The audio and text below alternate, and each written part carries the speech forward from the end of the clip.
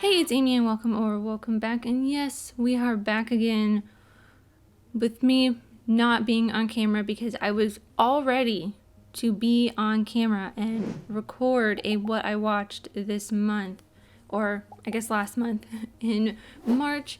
But as soon as I sat down to record and I put my memory card in the camera, it would not read. So we're back to doing this. I was all ready to record and now we're here.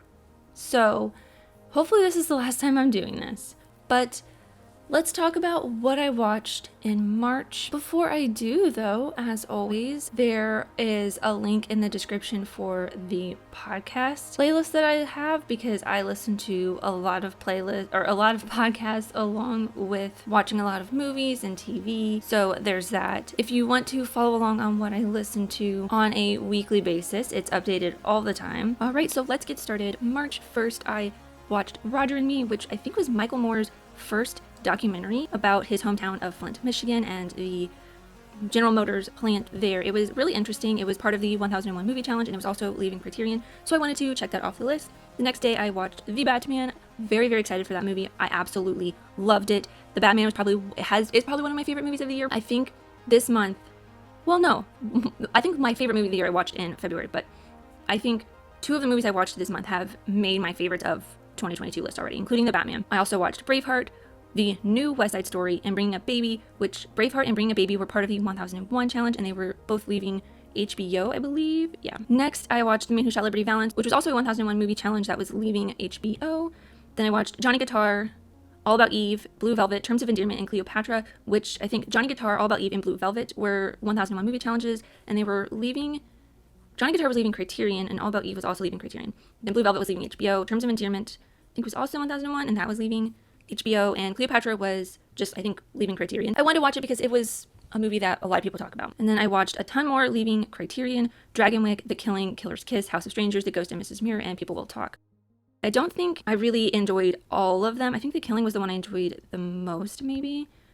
It's been a month. I very vaguely remember a lot of what I watched back then. I know I did not enjoy Dragonwyck all that much, or Killer's Kiss. It was kind of boring and weird. And then I watched The Master, The Woman in Black, Victor Frankenstein, Fresh, Romeo and Michelle, and Cheaper by the Dozen. I have been trying to watch a bunch more of Daniel Radcliffe stuff outside of Harry Potter, so I watched The Woman in Black and Victor Frankenstein. Both were not that great. I know one of my friends really liked The Woman in Black, but that genre of horror, the spirit jump scare kind of thing, is not really my favorite thing. I also watched The Master, and I really enjoyed it. Paul Thomas Anderson is such a great filmmaker, and the cast in this film is incredible. Fresh is also, it's a new horror movie on Hulu. I absolutely adored it. It's so much fun. Sebastian Stan is incredible, and the main character, played by Daisy Edgar Jones. Daisy Edgar Jones was really, really great. I'm really interested to see Where the Crawdads Sing.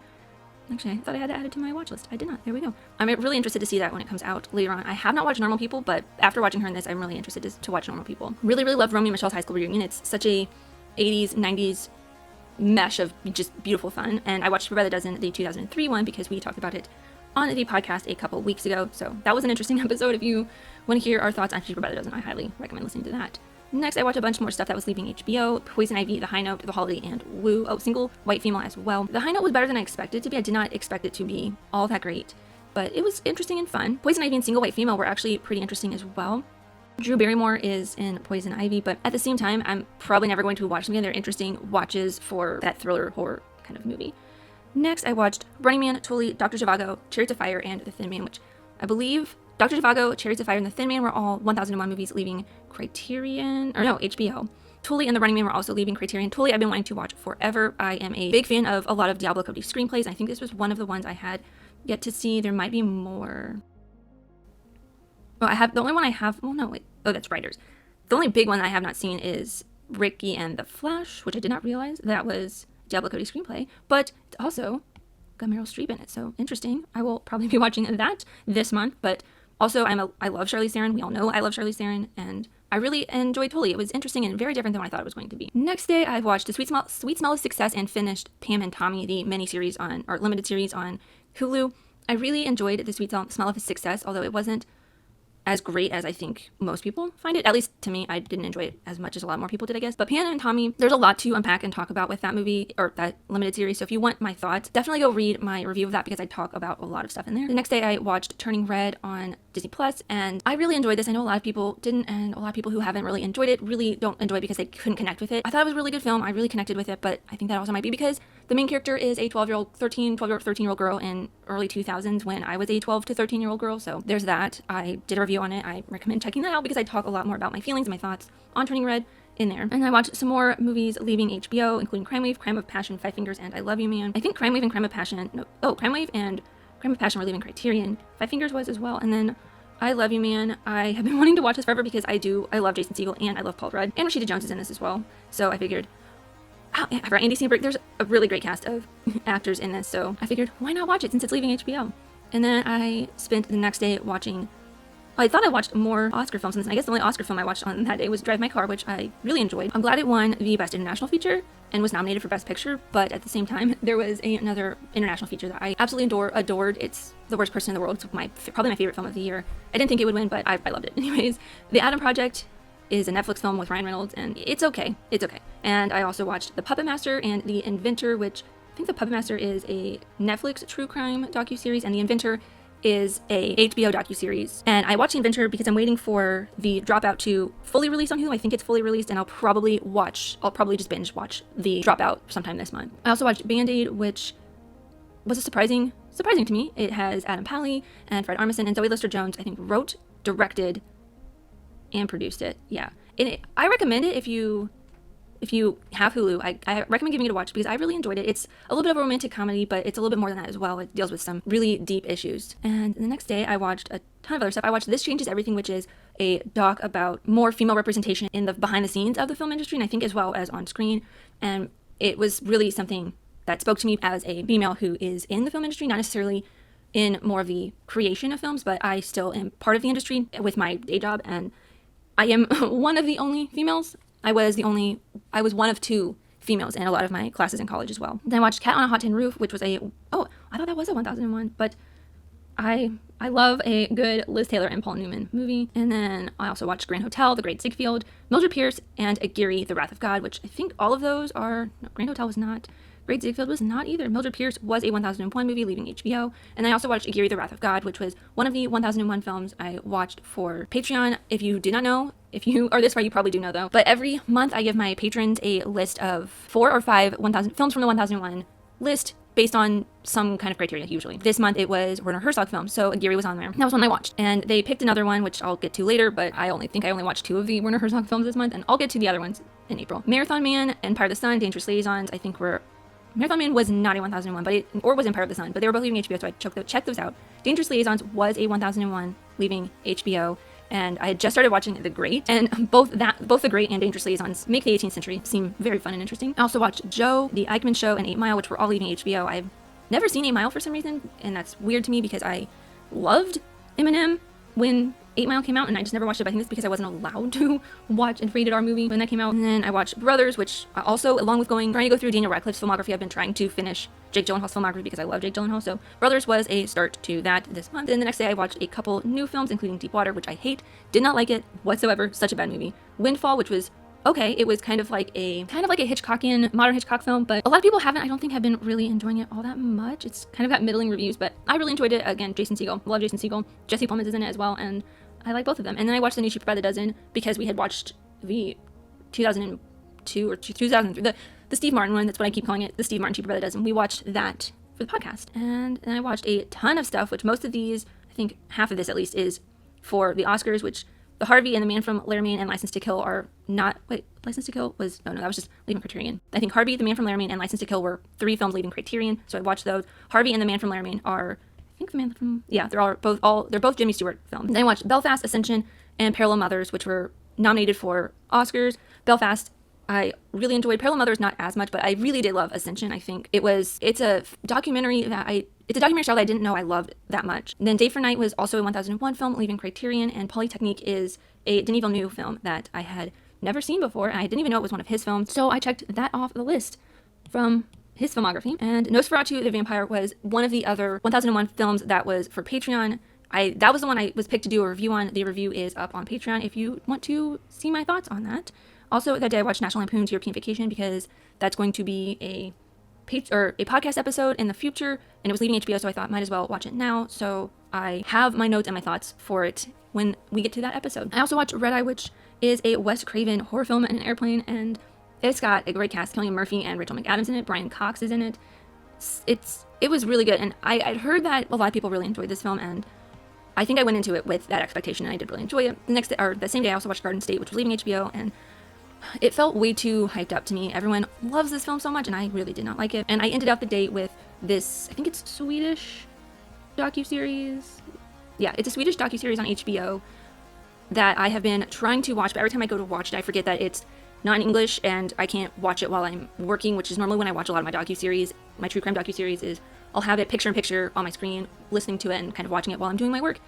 So I had to pick a day where that's all I did was watch this. It was really interesting. It was very strange. It's about this cult, and yeah, it's cult, religion, all kinds of stuff that also goes in true crime. And the next day I watched The Greatest Story Ever Told, which was leaving Hulu. And it's about the Jesus Christ.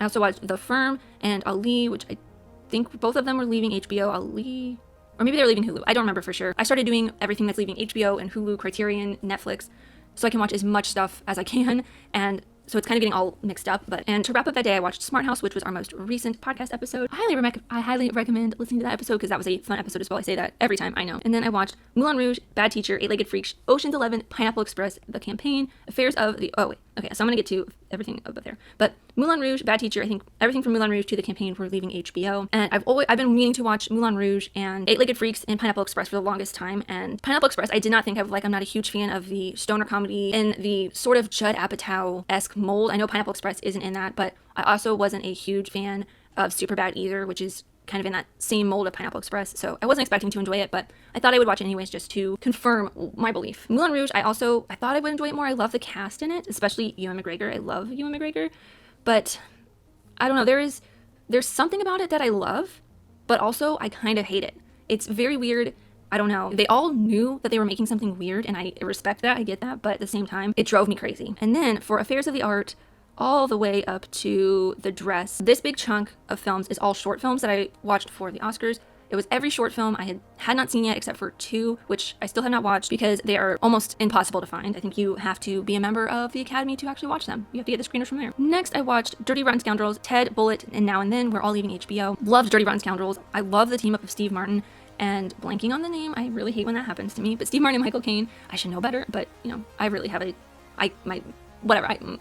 I can't compute. I love Dirty Rotten Scoundrels. It is probably one I will watch again because I do have it on Blu-ray. Ted, I did not expect to enjoy because, again, it's that weird stoner comedy. Not my thing. Bullet, I wanted to enjoy that as well, but also it's kind of a boy movie in the same way that like Dirty Harry is, but I kind of enjoy Dirty Harry a little bit more. And then Now and Then, I absolutely adore it. It's so fun and cute, and in my review I literally said it's Stand By Me but with women, and more relatable to me because I'm a woman, and I didn't experience everything that the girls in this experienced, but I can understand and feel where they're from more than I could from like maybe Stand By Me, since that is more boy focused. The next day I watched The Lost City, which is absolutely stupid and dumb, and I love it so much. It's so good and it's so dumb and it's beautiful. I want to go see it again. And then I also watched the 1977 animated Hobbit from Rankin and Bass, and I think we're going to probably try to do this in the podcast coming up, and it was interesting. It's better, I think, than the live action ones, but yeah, it was something else. And then I watched Somewhere in the Night, which was leaving Criterion, and I think I've been trying to watch like one movie every day that I have not seen, so I just watched something that was on Criterion. And the next day I watched Moneyball and The Sisters Brothers before the Oscars because I wanted to watch, again, more Jake Gyllenhaal, The Sisters Brothers, he's in that, and then Moneyball is another one that I have been meaning to watch for a long time. And to wrap up the night, after Jessica Chastain won her Academy Award, finally I watched The Eyes of Tammy Faye. I love that movie so much. I rewatched it, and yeah, so good. And then I watched Beware the Slender Man, which I had started a while back, and I only watched like maybe 15 minutes of it before stopping because I had to do something else. So I finished that. It's an okay documentary about the two girls who tried to kill their friend because Slender Man told them, and they were 12, but they got tried as adults, and it really focuses more on the girls versus the actual victim. I think they only mentioned her twice, and yeah, I don't know, it was kind of weird. I wish they'd focused more on the actual victim than just the girls. And then more Jake Gyllenhaal, Prisoners, Nocturnal Animals, and Velvet Buzzsaw. Absolutely loved Prisoners, but I believe that is a Denis Villeneuve film, which I have one more Jake Gyllenhaal Denis Villeneuve film, which is Enemies to watch. Nocturnal Animals, I really wanted to be a lot better than it was, and Velvet Buzzsaw was just, it was Velvet Buzzsaw. It was a Netflix movie, and I finally watched Bad Vegan, and it was just an okay docuseries, true crime, cult kind of thing. Next day was more Jake Gyllenhaal, Love and Other Drugs, and Accidental Love, which I did not like either of them. They're both romantic comedies, so I wasn't expecting to like them, but they are also both very dumb movies, especially Accidental Love, but I think everyone knew what they were doing in that. And Everything Everywhere All at Once is the other film that I really loved this year so far. I mean, it's only April, but I highly recommend checking this movie out. It's so